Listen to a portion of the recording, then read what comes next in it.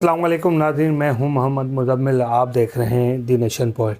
नाज़रीन, बिलखुसूस कुछ मामलात तय होते नज़र आ रहे हैं और चैनल के, और इंशाल्लाह बहुत जल्द ये मामला हल भी हो जाएगा। अब मज़ीद इसको हम डिस्कस नहीं करते। लिंक में मेरे डिस्क्रिप्शन में मेरे दूसरे चैनल का लिंक है, लाजमन सब्सक्राइब कीजिएगा, आपकी बड़ी मेहरबानी होगी।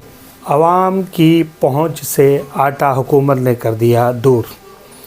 अब अगर कराची या कराची के दीगर इलाकों में आप निकलेंगे, चाहे वो कोरंगी हो, हफ्ते की मैं बता रहा हूँ, कोरंगी हो, लांडी हो और सोराब गोट हो, पूरे कराची के अंदर आटे को लेकर जो शॉर्टेज थी आटे की, वो आटे के जो आवाम ने मुख्तलिफ़ एहतजाज रिकॉर्ड करवाना शुरू कर दिए। अब लोगों को आटा मिलना मुयस्सर नहीं है।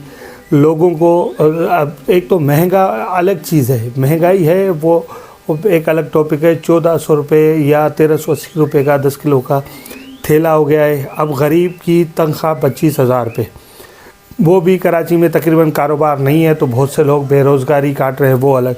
अब आटा महंगा, चीनी महंगी, घी महंगा और स्कूल की फीसेस वगैरह जो भी चीज़ें मिलाओ तो आवाम बिल्कुल पिसती हुई नजर। अब हम इसका ज़िम्मेदार किस को समझें? क्या हम इसका ज़िम्मेदार इमरान खान साहब को समझें? क्या हम इसका ज़िम्मेदार समझें मुस्लिम लीग नून को, या किस को समझें? सिंध में बहरान किसने किया? पाकिस्तान में गंदम का बहरान किसने किया? जब आपके पास वसा नहीं थी गंदम एक्स्ट्रा, आपने एक्सपोर्ट क्यों की? जो खैबर इसमें अफ़गानिस्तान में क्यों भेजी गंदम?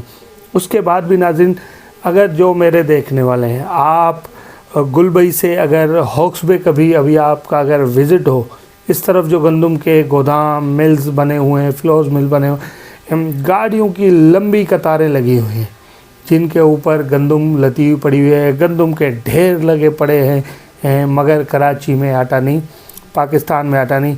एक एक थैले के लिए आपने थंबनेल पे तस्वीर देखी होगी, किस तरह एक आटे के थैले के लिए आवाम मर रही है। हमारी बहन बेटियां दौड़े फिर रही हैं, भागती फिर रही हैं, किसी दुकान पे आटा मैसर नहीं। अब कराची में और संगीन हालात होने वाले हैं। कुछ मिल मालिकान से बात हुई, ऑफ द रेकॉर्ड जो बात हुई मेरी, और इंशाल्लाह मैं कोशिश करूँगा कि उनसे मैं आपकी सामने भी बात कोई एक उनका इंटरव्यू, मिल मालकान जो फ्लोर मिल मालकान है, उनका एक इंटरव्यू रिकॉर्ड करके आपको सुना है कि असल में कहानी क्या है। जो ये आटे का बहरान बता रहे हैं, जो आवाम को एक ट्रक की बत्ती के पीछे लगाए हुए हैं, कि ये असल में चीज़ है क्या?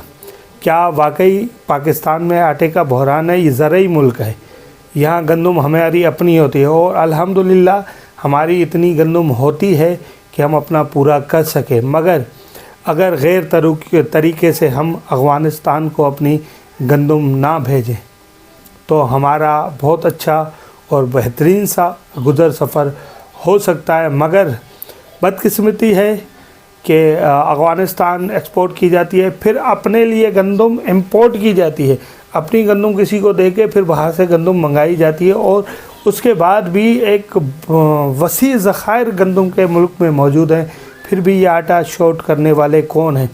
अगर ये बासर लोग हैं, कारोबारी लोग हैं, तो इनके ऊपर कोई कार्रवाई गवर्नमेंट क्यों नहीं कर रही? क्या गवर्नमेंट इनसे मुलविस है? क्या सिंध गवर्नमेंट इनसे मुलविस है? कौन मुलविस है? हज़ारों टन आपको पता होगा सैलाब में गंदम ख़राब हो गई सिंध गवर्नमेंट की। कैसे हो गई? आपको सैलाब कोई ऐसा तो चीज़ नहीं थी ना कि अचानक आया और सब बहा के ले गया और आपने उसकी हिफाजत करने से कासिर रहे।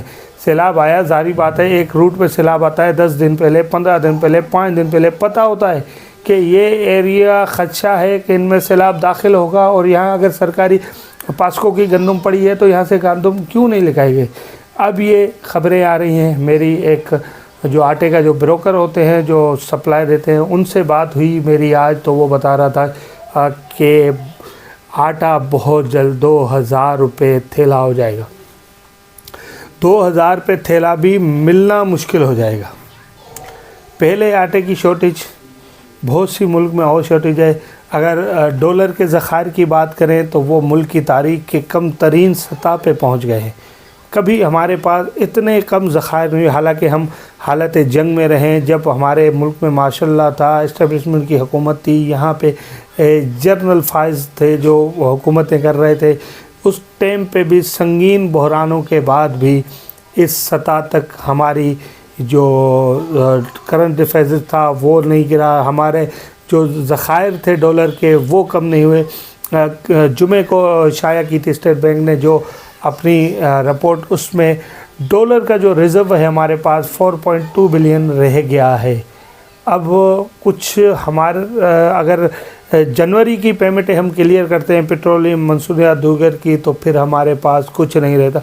وہاں سے اب انڈیکیشن آنے لگا ہے، جو کوکنگ آئل ہے، جو کوکنگ آئل ہمارے گھروں میں استعمال ہوتا ہے، وہ بھی ناظرین باہر سے امپورٹ کیا جاتا ہے، ملیشیا انڈونیشیا سے۔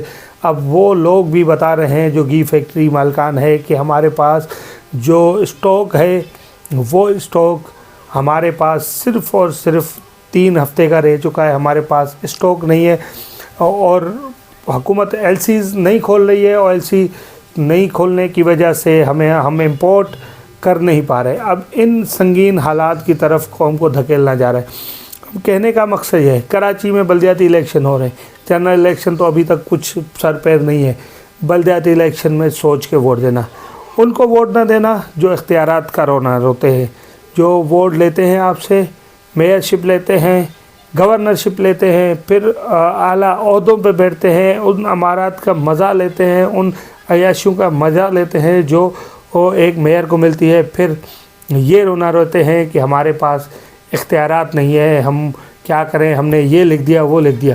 دیکھیں، جب آپ کے پاس اختیارات نہیں ہے تو ایک سمپل سا حل ہے، آپ ریزائن کریں، باہر آ کے کھڑے ہو جائیں کہ بھائی میں نے ریزائن کر دی کیونکہ مجھے اختیارات نہیں دے رہے تھے۔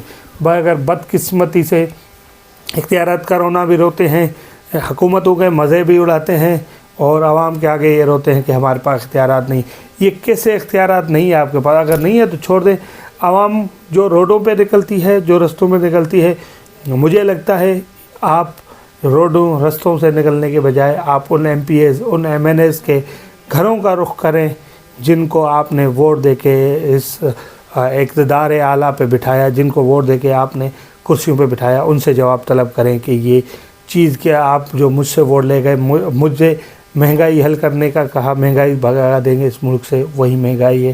آپ نے بولا گلیاں صاف کر دیں گے، سیوریج لائن بنا دیں گے، پانی کا نظام، پانی نہیں ہے، گیس نہیں ہے، سیوریج کا نظام نہیں ہے، اور اس ملک میں سر چڑھتی ہوئی مہنگائی۔